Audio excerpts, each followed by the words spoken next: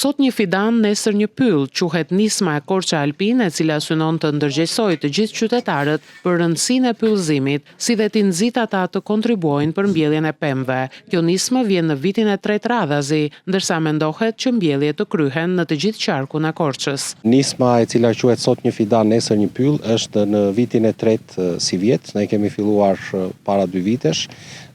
Qëllimi është të mobilizojë qytetarët të kontribuojnë për mjedisin dhe të rrisim sipërfaqet e gjelbëra rreth qytetit të Korçës, por jo vetëm, pasi këtë vit ne kemi menduar që të mbjellim pemë edhe në qytetet e tjera, pra duke përfshirë gjithë qarkun, në Devol, në Kolonjë, në Maliq dhe në Pogradec. Gjatë 2 viteve të shkuara ka pasur një interesim të madh të qytetarëve, jo vetëm korçar, por edhe nga jashtë vendit, për të kontribuar jo vetëm me fidan, por edhe për të kryer mbjelljet personalisht, me dëshirën për të krijuar një mjedis të gjelbër për vete dhe fëmijët e tyre. Kemi marrë edhe shumë vitin që kaloi edhe shumë donacione nga Kosova.